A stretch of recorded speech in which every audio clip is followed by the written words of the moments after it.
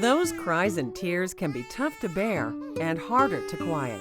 It drives parents crazy, especially a new set of parents who aren't used to this. It's normal for babies to cry. They don't have a lot of other ways of signaling what's going on in their lives.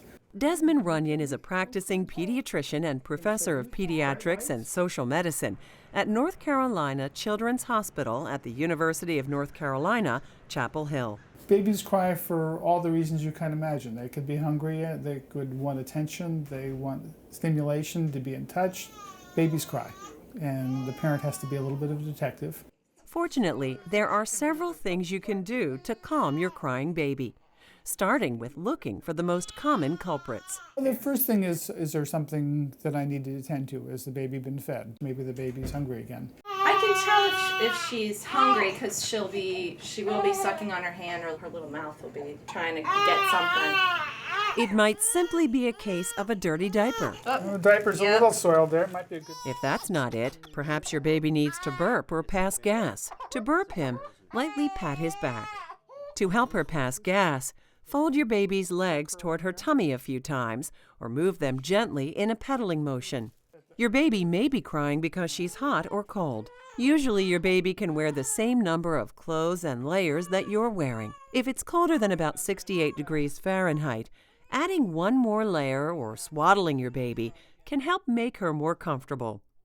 If that fails, your baby might be overtired. Babies need lots of sleep, and very young ones may need some shut-eye after being awake for just an hour or two. Catching sleepiness early can help, since calming an exhausted baby can be even more difficult. Look for early signs of tiring, such as yawning or droopy eyelids.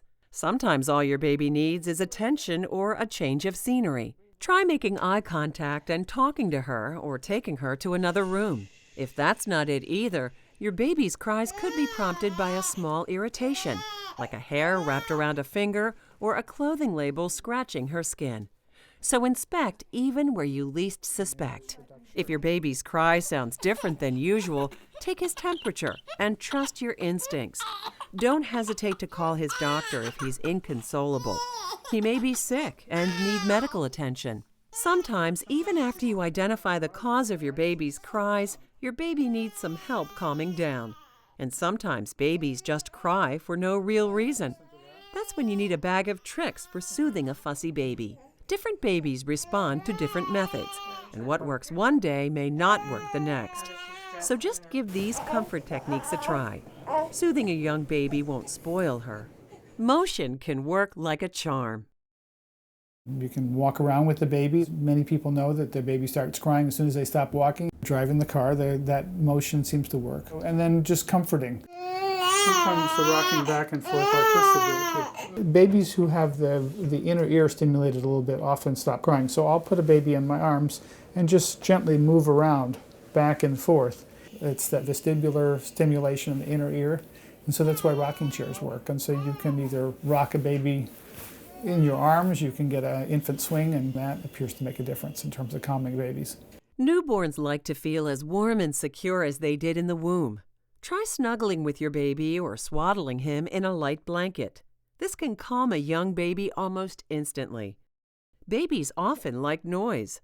Talking and noise makes a big difference. I mean, if you think about how loud it's been for a baby whose ear has been smashed up against your aorta for 9 months, and now the world is actually pretty quiet compared to that.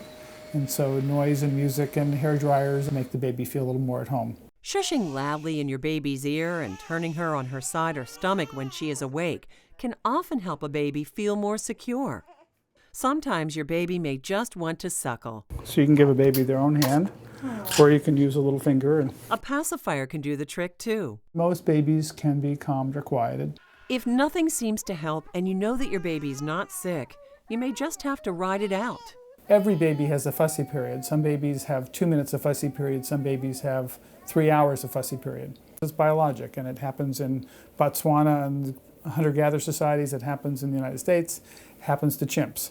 Expect crying to intensify between 2 and 4 months, peaking around 3 months, with more crying in the evening. If you find you're getting overwhelmed or angry, stop trying to calm your baby and give yourself a break. Sometimes you may need to just put your baby down in the crib and on his or her back, make sure you're safe, and then walk out, and the baby can cry and you can collect yourself. And then take about 15 minutes and go back in and check on the baby. If you're at the end of your rope, turn to your partner or a friend for relief. You never want to end up shaking your baby out of frustration or exhaustion, as you may cause irreversible brain damage or even death. You have to recognize that sometimes babies are going to cry, and it may be that there is nothing else to do, but just wait it out. And the good news is that babies rarely go to college still crying. Looks like we settled down pretty nicely here.